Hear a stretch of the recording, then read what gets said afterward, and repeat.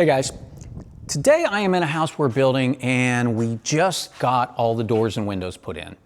I shouldn't say all because the homeowner added a section upstairs. I did another video of this house about the bonus room, and the homeowner wanted to add a dormer on the back, which is kind of that area that pops out of the roof, and just added some windows up there right as we were getting the other windows in. So those are on order and will be coming in. But everything else, I think other than one swing door, has come in and been installed in this house.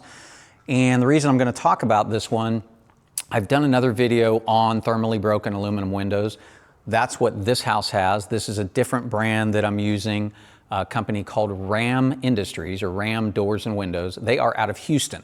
So what I like about Ram is that they are a local company, local to Texas. They have headquarters down in Houston, but also up here in Dallas. They specialize in thermally broken aluminum. It's really all they do. Manufacture, somewhat locally, deliver straight to the job sites, and we deal with corporate. So I have this same kind of scenario with Pella Doors and Windows, where I deal with Pella corporate. I've got a salesperson out of Fort Worth for all their wood, fiberglass product and all that. And it's nice dealing with the corporate company because I feel like I'm dealing a little more with the actual company versus dealers. Nothing wrong with dealers, and there's a lot of them out there. But so when it comes to things like doors and windows, you can have two different ways to buy them. You can buy, in some cases, directly from the manufacturer.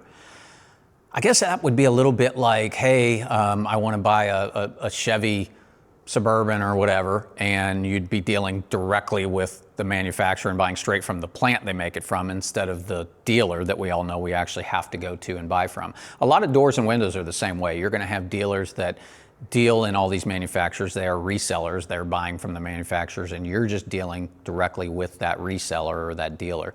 Nothing wrong with that. A lot of them are great also, and a lot of times that's the only way to get some of the products.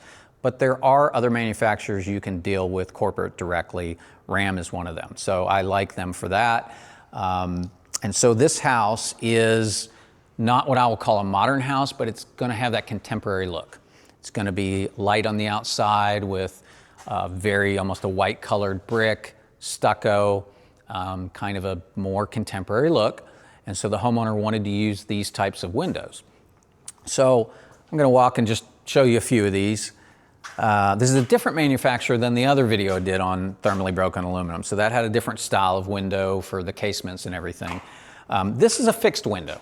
So essentially it's a big picture window. It does have the divider grids in it to give it a certain look. The homeowner had a certain style he wanted. We've got kind of what we call a mold section where there's technically a transom window up above. That's why that is thicker up there, but it's connected to the whole window set.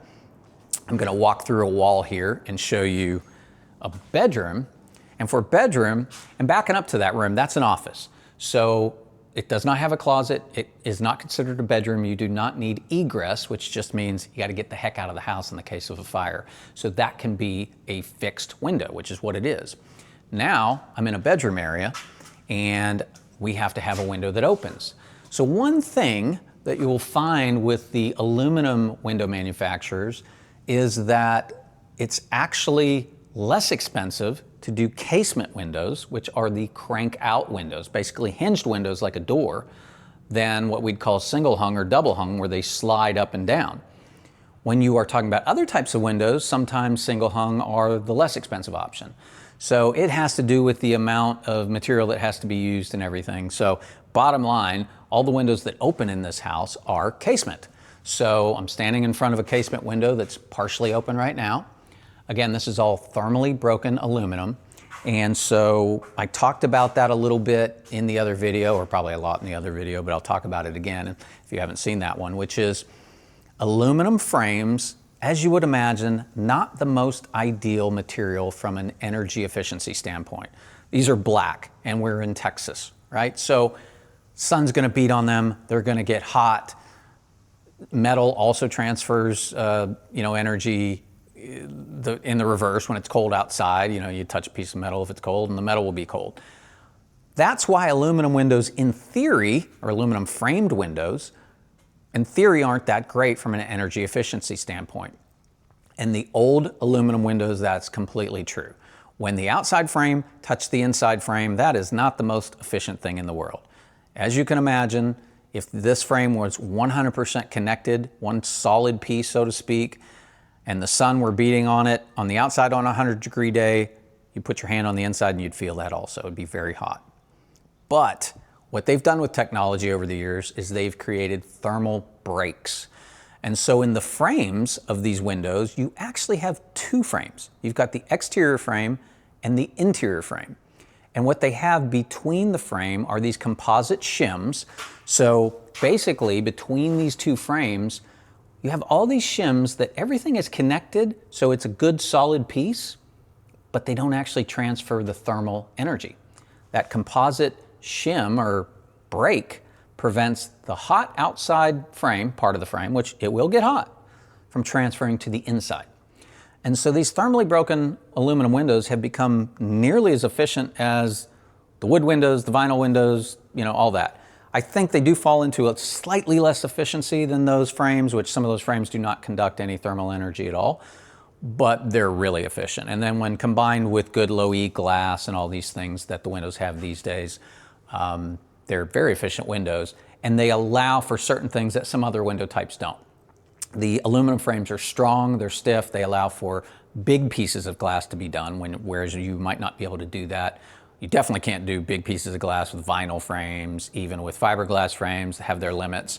Aluminum is what you see used in things like storefronts, and so you can have big pieces of glass. They have a more square look, so they tend to look more modern and contemporary, so you're seeing them used a lot in those types of homes, of which this one is. And let me turn the camera around and show you the casement thing. So when we talk about casement, you can see the window is cranked open, and literally this one does use a crank. The other house that had a different manufacturer for the thermally broken aluminum windows did push-out casements. So they had these handles that turned and you push the window out, and then the arm had like a little lock thing that held it. Jury's out on which one I like more. I think the crank is what people are more used to, so I like the crank-out style windows. They also do sliding doors and swing doors. So this house has something that I've talked about in some other floor plan design videos, which is the open concept kitchen, dining, family room. So back there is the back kitchen wall. Here, there's actually a stub here because there was talk about doing like a second island or a special table. We may not do this, may cut this off, but this is generally the dining area. And then we go this direction and we've got the living room and the fireplace. This one, as I've had in a few houses, has two sliders in it. So these are 10-foot tall sliding doors. Originally they were 8-foot tall and they had transom windows above. And after the homeowner and I went to the Ram showroom in Dallas, he elected to go with the 10-foot tall doors. The expense was minimal between 8-foot doors with windows and 10-foot doors without windows. And what you end up with are really tall doors, and it's just kind of a cleaner look. So then we've got two of them. So, this is the situation that I've talked about in other videos where, granted it's Texas, you're not gonna have both of these doors open right now in August, but there are times of the year when, boom, you can have both of these doors open, you're having a party. It is a complete indoor, outdoor experience. This patio will be getting screens, so we'll have the screens that come down electronically, and so it will be a completely enclosed space, but we can have an indoor-outdoor situation. So this has gotten really popular. They make a really nice slider. They make stacking doors, pocket doors, the fold over doors. So I'm pushing this door right now. For 3 big, huge panels, they push really easy. So that's another thing. I've used some doors that didn't slide that well, but I will say the Ram sliders and the Pella sliders, which are big wood doors we have down at the Fort Worth project, they slide very easy. And when you're in the construction phase and you've got junk and trash and everything in the tracks and the door's still open easy, that says something about it. Because what you don't want is a case where, either a kid or your, 70-year-old mom is over here trying to open the door and they can't push them open because they're too heavy. So I probably didn't show that very well, but my arm's straight out. It gets harder when you get to the second door, but it's still not that hard. So really like these doors.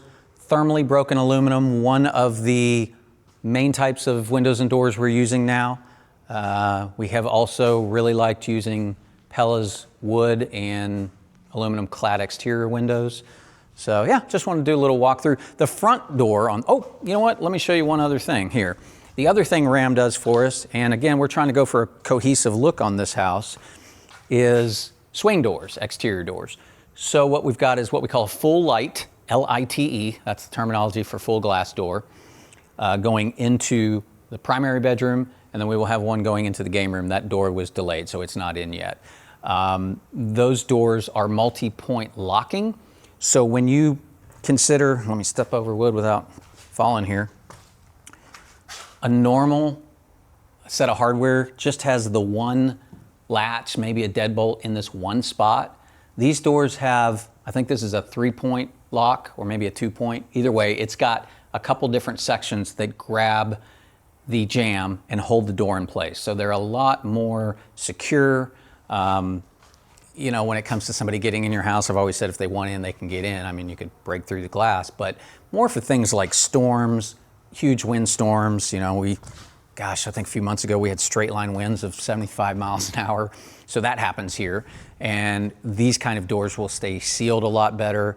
You know, imagine you have a rainstorm with 75-mile-an-hour winds. So you're blowing water at something at 75 miles an hour. That's how water tends to get into things. And that's what I like about these multi-point locks. It seals the door a lot better. So the last thing on this house would be related to the entry door. And that's the big hole you see behind me. That is not being done by Ram. So we've got a custom fabrication company that does iron doors and all that. They're doing the entry door for us. It's going to kind of match how like that window looks with the dividers, where it's going to have the kind of contemporary horizontal lines in it. Probably have that in a few weeks, and you know, I'll do a video on that. But yeah, that's kind of the next house we've got with thermally broken aluminum windows and doors in it. I want to do a little video on it. Hope you guys enjoy it. See you in the next one.